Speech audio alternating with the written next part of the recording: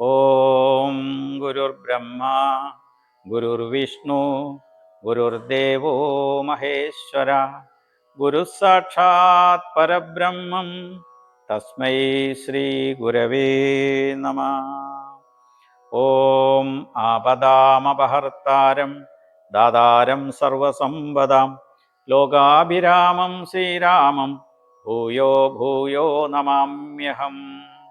രാമ രാമ രാമ രാമ രാമ രാമ പാഹി മാം രാമപാദം ചേരണേ മുകുന്ദ രാമ പാഹി മാം. എല്ലാ സജ്ജനങ്ങൾക്കും പദം പദം രാമപാദത്തിലേക്ക് ഹൃദ്യമായ സ്വാഗതം. ഹരി ഓം. ഇന്ന് നിങ്ങളുടെ മുമ്പിൽ അവതരിപ്പിക്കുന്ന മഹത് വ്യക്തിത്വം അഗസ്ത്യ മഹാമുനിയെക്കുറിച്ചാണ്. രാമായണത്തോളം പ്രാധാന്യം ഇന്ന് കൽപ്പിക്കാവുന്ന എന്നും നിലനിൽക്കുന്ന മുനീശ്വരനാണ് അഗസ്ത്യ മഹാമുനി. രാമായണത്തിലെ പ്രധാന ഒരു കഥാപാത്രവുമായിട്ടാണ് വാൽമീകി മഹർഷി അഗസ്തീശ്വരനെ അവതരിപ്പിച്ചിട്ടുള്ളത്. മുനീശ്വരന്മാരുടെ ഒരു വലിയ ശൃംഖല തന്നെ ഈ ഭാരതഭൂമിയിലുണ്ട്. ധർമ്മത്തിനു വേണ്ടി അവതാരമെടുത്ത ശ്രീരാമചന്ദ്രപ്രഭുവിനെ ധാർമ്മികമായും എല്ലാ തരത്തിലുള്ള ഉപദേശങ്ങളും നിർദ്ദേശങ്ങളും സഹായ സഹകരണങ്ങളും നൽകി അനുഗ്രഹിച്ച അനേകം താപസേശ്വരന്മാരുണ്ട്. ഈ തപോഭൂമിയിൽ ധർമ്മമേ നടക്കാവൂ, ധർമ്മം മാത്രമേ വിജയിക്കൂ. അതുകൊണ്ട് അതിനുവേണ്ടി അഹോരാത്രം ആഹാരനീഹാര മൈഥുന നിദ്രകൾ എല്ലാം ഉപേക്ഷിച്ച് വനാന്തരങ്ങളിൽ തപസ് ചെയ്ത താപസേശ്വരന്മാരുടെ ഒരു വലിയ ശൃംഖല തന്നെ ഭാരതഭൂമിയിലുണ്ട്.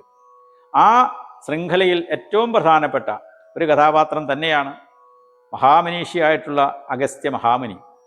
അദ്ദേഹത്തെക്കുറിച്ച് നമ്മൾ വളരെ നാളുകൾക്ക് മുമ്പ് രാമായണം ഉള്ളിടത്തോളം കാലം ഇതെന്നും സ്മരിക്കപ്പെടും. ധാരാളമായി നമ്മൾ കേട്ടിട്ടുള്ളതാണ്. അതുകൊണ്ട് ആ മഹാമനീഷിയെക്കുറിച്ചാണ് നമ്മൾ ഇന്ന് നിങ്ങളുടെ മുമ്പിൽ അവതരിപ്പിക്കുന്നത്. പുലസ്ത്യ മഹർഷിയുടെ മകനാണ് ഇദ്ദേഹം. അദ്ദേഹത്തിൻ്റെ ഭാര്യയുടെ പേര് ലോപാമുദ്ര എന്നാണ്. വിശ്രമമുനിയുടെ സഹോദരനാണ് ഇദ്ദേഹം. രാവണൻ്റെ അമ്മാവനുമാണ്. സുധീഷ്ണ മഹർഷിയുടെ ഗുരുവുമാണ്. വിന്ധ്യാപർവ്വതത്തിൻ്റെ തെക്കുഭാഗത്ത് കുഞ്ചര എന്ന പർവ്വതത്തിലാണ് ഇദ്ദേഹം താമസിച്ചിരുന്നത് എന്നാണ് പറയപ്പെടുന്നത്. അങ്ങനെയാണൊരു വിശ്വാസം. പർവ്വതത്തിലെ അഗസ്ത്യകൂടമാണെന്നും ഒരു കേൾവി, അങ്ങനെയൊരു വിശ്വാസവുമുണ്ട്. അഗസ്ത്യകൂടം വനവാസക്കാലത്ത് രാമലക്ഷ്മണന്മാർക്ക് വിശിഷ്ടമായിട്ടുള്ള അമ്പും വില്ലും നൽകി യുദ്ധത്തിന് രാമനെ പ്രാപ്തമാക്കിയതിൽ ഒരു മുഖ്യ പങ്കും അഗസ്ത്യ മഹാമുനിക്കുള്ളതാണ്. മഹർഷിമാരെ സന്ദർശിച്ചപ്പോൾ ഉണ്ടായ അഗസ്ത്യസ്തുതി അതീവ ശ്രേഷ്ഠമായിട്ടുള്ളതാണ് രാമായണത്തിൽ.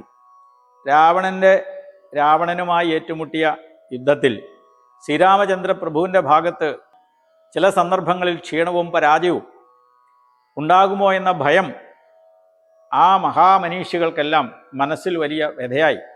ആ സമയത്ത് ശ്രീരാമചന്ദ്ര പ്രഭുവിന് ആവശ്യമായിട്ടുള്ള ഒരു വലിയ സഹകരണം, അതുമാത്രമല്ല എല്ലാ രൂപത്തിലും ഒരു വലിയ സൈക്കോളജിക്കൽ ഒരു ട്രീറ്റ്മെൻറ്റ് എന്ന് വേണമെങ്കിൽ ഇന്നത്തെ കാലഘട്ടത്തിൽ നമുക്കതിനെ വിളിക്കാം. ഒരു കൗൺസിലിംഗ് കൊടുക്കാൻ, രാമനെ മാനസികമായി പിൻബലം കൊടുക്കുവാൻ, സഹായിക്കുവാൻ, ഉദ്ദീപിപ്പിക്കുന്ന, ഉത്തേജനം കൊടുക്കുന്ന ഒരു വലിയ ഒരു സഹായം നൽകിയ ആളാണ് അഗസ്ത്യ മഹാമുനി. മാത്രമല്ല ആദിത്യ ഹൃദയ മന്ത്രം എന്ന മന്ത്രവും ഉപദേശിച്ചു കൊടുത്തു. ഇനി ഒന്നുകൊണ്ട് നീ ഭയപ്പെടണ്ട, രാമഭഗവാൻ ധൈര്യമായി മുമ്പോട്ട് പൊക്കോളൂ, ധർമ്മമാണ് ഇവിടെ വിജയിക്കേണ്ടത്, അധർമ്മമല്ല.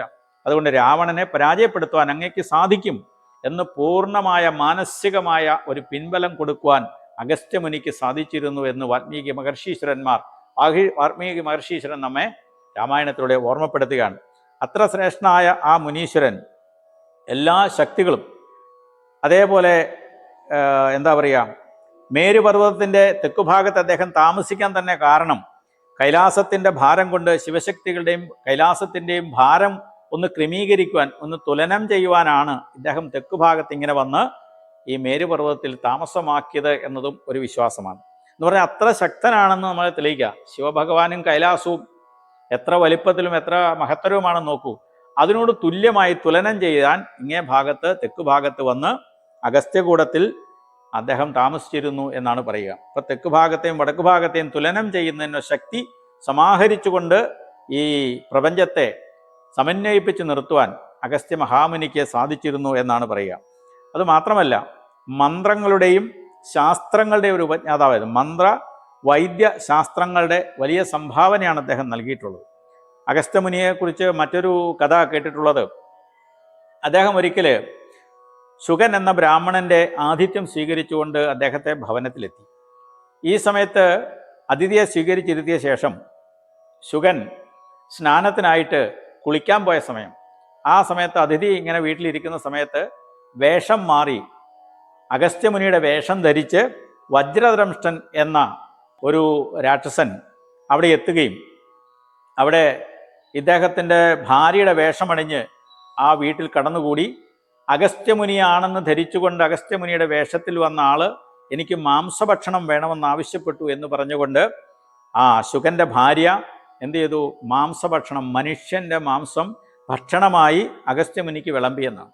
ഇത് മനസ്സിലാക്കിയ മുനി ചാടി എഴുന്നേറ്റുകയും മഹർഷീശ്വരൻ ഉണ്ടായ കോപതാപം കൊണ്ട് തൻ്റെ ആതിഥ്യത്തിന് സ്വീകരിക്കാമെന്ന് തന്നെ ചതിവിൽപ്പെടുത്തിയല്ലോ എന്ന് വിചാരിച്ചുകൊണ്ട്, വാസ്തവത്തിൽ ആ ശുഗനല്ല അതിന് തെറ്റുകാരൻ, വജ്രദംഷ്ടൻ എന്ന് പറയുന്ന ആൾ വേഷം മാറി വന്ന് ചതിച്ചതാണെങ്കിലും തനിക്ക് പറ്റിയ അബദ്ധം മനസ്സിലാക്കി അങ്ങനെ അഗസ്ത്യമുനി ആ ശുഗനെ ശപിക്കുകയും അദ്ദേഹം രാക്ഷസനായി മാറുകയും ചെയ്തു എന്നൊരു കഥ നമ്മൾ കേട്ടിട്ടുണ്ട്.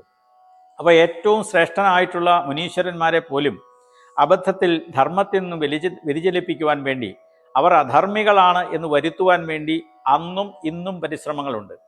അന്ന് പരിശ്രമിച്ചതിൻ്റെ ഒരു ഉദാഹരണമാണ് ശുദ്ധ വെജിറ്റേറിയൻ ആയിട്ടുള്ള സാത്വികമായ ഭക്ഷണം മാത്രം കഴിക്കുന്ന അഗസ്ത്യ മഹാമുനിയെ പോലും പറ്റിക്കുവാൻ, അധാർമികമായ ചിന്തയിലേക്കും ആഹാരത്തിൽ പോലും മായം കലർത്തിക്കൊണ്ട് അധാർമികമായ പ്രവർത്തനം ചെയ്യുവാൻ മടിക്കാത്തൊരു കാലഘട്ടം. ഇന്ന് നമ്മൾ നോക്കൂ, എല്ലാ ഭക്ഷണത്തിലും മായമാണ്.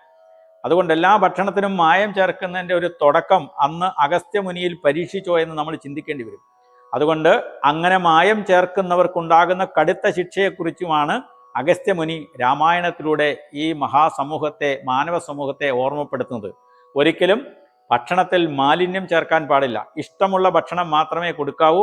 അനിഷ്ടമായ സാധനങ്ങൾ മനുഷ്യന് വർജ്യമാണ്, സ്വീകാര്യമല്ല. അത് വലിയ കുലദ്രോഹമാണ്, വലിയ ചതിയാണ് എന്ന സന്ദേശം ഈ മഹർഷീശ്വരൻ്റെ കഥയിലൂടെ നമ്മെ ഓർമ്മപ്പെടുത്തുമ്പോൾ, രാമായണത്തിൻ്റെ ആദ്യവസാനം നിറഞ്ഞു നിൽക്കുന്ന അഗസ്ത്യമുനി വൈദ്യശാസ്ത്രത്തിനും മന്ത്രശാസ്ത്രത്തിനും നൽകിയ സംഭാവനകളെ മനസ്സിൽ സ്മരിച്ചുകൊണ്ട് എല്ലാ സജ്ജനങ്ങളും ഈ അഗസ്ത്യമുനീശ്വരൻ്റെ പദാരവിന്ദങ്ങളിൽ ശതകോടി പ്രണാമങ്ങൾ അർപ്പിക്കണമെന്ന് അപേക്ഷിച്ചുകൊണ്ട് നിർത്തട്ടെ. നന്ദി, നമസ്കാരം, ഹരി ഓം.